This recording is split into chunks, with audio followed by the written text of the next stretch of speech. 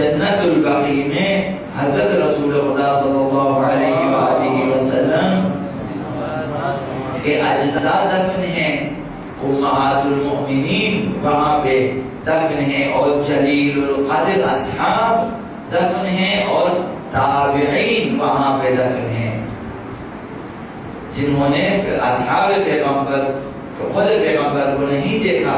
لیکن اصحاب پیغمبر کو دیکھا، وہ تابعین کہلاتے ہیں۔ ان کے مزارات ہیں وہاں پہ، شہداء احد کے کچھ مزارات وہاں پر ہیں، شہداء کے جو ہیں قبور وہاں پہ۔ تو آج شوال جہان اسلام کا امنگیز ترین دن ہے۔ آج سے 90 سال پہلے، آج سے 90 سال پہلے 1344 ہجری میں وہابی تکفیری دہشت گرد گروہ نے جنت البقیع کے تاریخی قبرستان کو منہدم کر دیا۔ اب اس تاریخی قبرستان میں کس قدر تاریخ ہیں وہ رہیں، آپ خود انشاءاللہ آشنا ہے، کتابوں سے یا میڈیا سے آشنا ہے، نیٹ سے آپ تمام چیزیں دیکھ سکتے ہیں، پڑھ سکتے ہیں ہر زبان میں۔ جنت البقیع کی تاریخ میں ابن بطوطہ نے کیا لکھا ہے، تو دوسرے سیاحوں نے کیا لکھا جنہوں نے وہاں پہ گئے ہیں، ایک ایک مزارات کے لکھے اور گنبدوں کا لکھا، حتیٰ ان کے دروازوں کا لکھا ہے کہ کس قدر گنبد، کس قدر دروازے، دروازوں پر کس قدر نقش و نگار تھے، یہاں تک بھی انہوں نے بیان کیا ہے۔ لہٰذا یہ دن تاریخ اسلام میں یوم الحرم سے معروف ہے، انہدام کا دن۔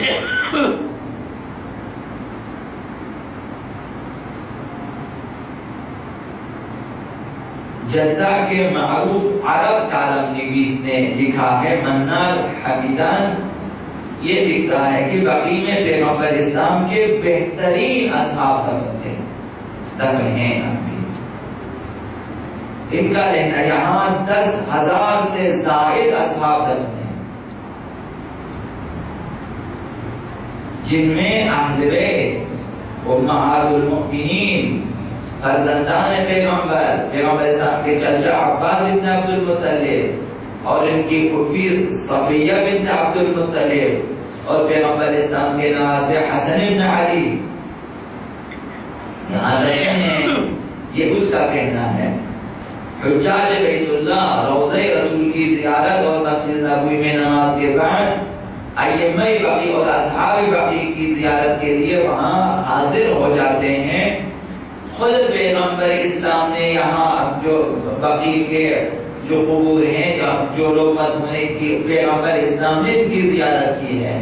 جو زمانے میں پیغمبر اسلام کے زمانے میں، اور پیغمبر اسلام نے خود ان کے لیے دعا کی ہے۔ اب اس کے باوجود بھی دائیں ہیں، حقائق بہت تلخ ہیں، اور اس وقت مناسبت نہیں ہے، مناسب نہیں ہے کہ آپ تلخ ترین حقائق کو یہاں بیان کریں، شاید نامناسب ہے کہ یہ گروہ جنہوں نے ایک مملکت پہ قبضہ کیا اور اسے اسلام کی سب سے بڑی مملکت کا نام دیا، اور آج آپ دیکھ رہے ہیں کہ یہی مملکت اس کے ساتھ کچھ دوسرے چھوٹے ممالک عرب اب تمام تر فلسطینیوں کے قتل عام کے لیے یہ لوگ فنڈنگ کرتے ہیں۔ شام میں مسلمانوں کے قتل عام کے لیے، بحرین میں مسلمانوں کے قتل عام کے لیے یہ لوگ اپنی فوج، اپنے کمانڈوز اور اپنے دوسرے افراد اور اسلحہ بیچ رہے ہیں، ساری دنیا کو کر رہے ہیں۔ آخر سوال کریں کہ آخر یہ کیسے مسلمان ہیں جو دوسرے ممالک میں فوج بھیجتے ہیں اور انہیں قتل عام کرتے ہیں؟ نہ صرف شیعہ، اہل سنت کے مختلف گروہوں سے تعلق رکھنے والے افراد کثیر تعداد میں وہ بھی آباد ہیں۔ شام میں شیعوں کی تعداد کتنی ہے؟ بحرین پہ چڑھائی کر دیتے ہیں، شام پہ چڑھائی کر دیتے ہیں، لبنان پہ حملے کر لیتے ہیں، اور یہ اعلان کہ شام پہ مغربی ممالک صہیونی فوج اور انگلستان کی فوج اور امریکی فوج حملہ کرے، تمام تر اخراجات ہم دیں گے، یہی سن مالک نے اعلان کیا۔ یعنی کہ اب بھی لوگ سوچتے ہیں کہ وہاں مسلمان ہیں اور اسلامی نظام ہے، ممکن ہے وہاں رہنے والے مسلمان ہوں، لیکن وہ جو انتظامیہ ہے وہ اس کے اسلام میں شک ہے۔ وہ تمام تر ان کے پروگرام صہیونزم کے لیے ہے، مغربی نظام کے لیے ہے، اور آج بھی ان کے شانہ بشانہ چل رہے ہیں۔ حقائق اس طرح سے ہیں، اب وہ اس قدر حقائق ہیں کہ آپ بیان نہیں کر سکتے، اور عام محفلوں میں آپ سنیں، آپ کو تحقیق کرنی ہوتی ہے، آپ کو بہت گہرائی سے سوچنا ہوتا ہے۔ اتنے سالوں سے مسلمانوں کو جنہوں نے دھوکہ دیا تاکہ یہ لوگ غفلت میں رہیں اور وہ اپنا کام کریں۔ بغداد پہ حملہ کیا، کربلا پہ، نجف پہ حملے ہوئے، اور اسی طرح سعودی عرب میں مدینہ پہ، مکہ پہ حملے ہوتے رہے، ایک تاریخ ہے، لیکن پھر بھی ان کو مسلمان کہتے رہے، ان کو مسلمان کہتے رہے، اور اب بھی بہت سارے آنکھیں بند کرتے کہ ہم ضرور کو بولا، جب وہ عید کریں ہم عید منائیں گے، ہم روزہ رکھیں گے، جب وہ بولیں گے کھولو کھولیں گے، حقائق اس طرح سے۔ یہ قبرستان جو جنت البقیع ہم کہتے ہیں، اس کو بقیع الغرقد کہتے ہیں عربی زبان میں۔ بقیع مختلف درختوں کا وسیع باغ ہو تو اس کو کہتے ہیں بقیع، اور غرقد مخصوص قسم کا درخت ہوتا تھا اس زمانے میں، اسی جنت البقیع میں۔ ابھی تو درختوں کا نام نشان نہیں ہے، اس زمانے میں بہت زیادہ درخت ہوتے تھے، جس کی وجہ سے بقیع الغرقد کہتے ہیں، غرقد والے درخت جہاں زیادہ ہیں۔ جنت البقیع کے چاروں طرف لوگوں کے گھر تھے، جن میں ایک گھر حضرت عقیل کا بھی تھا۔ حضرت عقیل کا بھی ایک گھر تھا جسے دار عقیل کہا جاتا تھا۔ اہل بیت رسول کے مرحومین جو لوگ خاندان پیغمبر سے فوت ہو جاتے تھے، دار عقیل میں ہوتے تھے، اس لیے دار عقیل مقبرہ بنی ہاشم کہا جاتا ہے۔ بڑے وسیع علاقے جو ہیں جگہوں پہ کے گھر ہوتے تھے، تو اس گھر میں خالی جگہوں پہ دفنا دیا کرتے تھے اہل بیت کے مرحومین کو، تو مقبرہ بنی ہاشم کہلایا دار عقیل کو، جو عقیل کا گھر تھا۔ تو رفتہ رفتہ جو ہیں پورے باغ سے درخت کٹتے گئے، قبرستان میں شامل ہوتے درختوں کو کاٹا لوگوں نے۔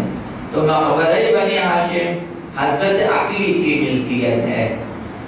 جہاں ائمہ اطہار دفن ہیں، جنہیں ان تکفیری گروہوں نے خراب کر دیا۔ دار عقیل وہیں جہاں پہ بھی آپ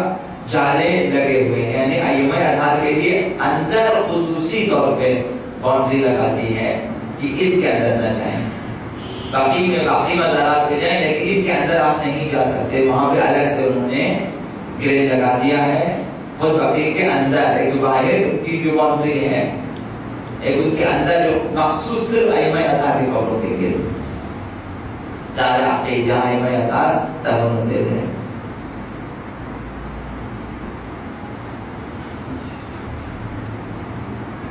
لہذا تاریخ کی تمام باتوں کے بیان کرنے سے حاصل پھر بھی بہت کچھ بیان ہوگا۔ مدینے والے مسلمانوں کی آمد سے پہلے، مدینے والے جب تک مسلمانوں ہجرت کر کے نہیں آئے، مسلمانوں کی آمد سے پہلے مردوں کو دو قبرستانوں میں دفناتے تھے، بنی حرام اور بنی صالح، دو جگہیں تھی، وہاں دفن کرتے تھے۔ اس قبرستان میں اسلام کی اہم شخصیات دفن ہیں، ان میں سرور ائمہ اربعہ تشیع، ہمارے 4 معصوم امام وہاں پہ دفن ہیں۔ حضرت امام حسن المجتبی علیہ السلام اور حضرت آبا امام زین العابدین علیہ السلام اور حضرت آبا امام محمد باقر علیہ السلام اور حضرت آبا امام جعفر صادق علیہ السلام،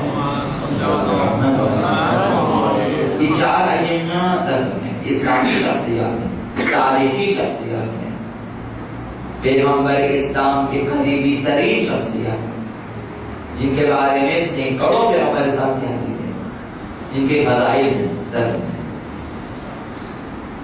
علامہ سید محمد امین لکھتے ہیں کہ بقیع میں پیغمبر اسلام کے چچا عباس ابن عبد المطلب دفن ہیں، حضرت عباس ابن عبد المطلب، اور پیغمبر اسلام کے والد عبداللہ بن عبد المطلب دفن ہیں، اور امہات المؤمنین دفن ہیں، بہت سارے امہات، ساری امہات ہیں وہاں، کافی امہات ہیں، اور عثمان بن عفان یہ بھی دفن ہے، یہ اب اسے بعد میں شامل کیا گیا ہے، اس کی ایک تاریخ ہے، اور اسماعیل بن جعفر حضرت آقا صلی اللہ علیہ وسلم کے فرزند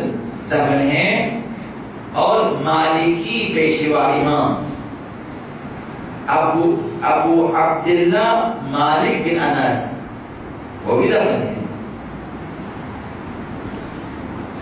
جن کی قبور کو بھی انہی گروہ نے خراب کر دیا۔ اب وہ جو خلیفہ سوم ہیں عثمان بن عفان جب قتل ہوئے تو اس زمانے کے مسلمانوں نے چونکہ بلوا کیا ان کے اوپر تو قتل ہوئے، اس قتل میں جب انہیں بقیع میں لانے کی کوشش کی تو مسلمانوں نے دفنائے نہ دیا، تو بقیع سے متصل باہر مشرقی حصے میں حشر کوکب نامی ایک جگہ ہے، یہ ایک عیسائی کا نام ہے، اس کی جگہ تھی، وہاں پہ دفن کر دیا گیا۔ اب جب معاویہ کے زمانے میں مروان جو ہے مدینے کا والی بنا، گورنر، اس نے حشر کوکب اور بقیع کے درمیان دیوار سی باندھی، اس کو گرا دیا، گرا کر اس قبر کو بھی اس میں شامل کر دیا، اور قبر کا جو پتھر ہے اس کے اوپر ابھی بھی جو رکھا ہوا پتھر ہے بہت متبرک پتھر ہے۔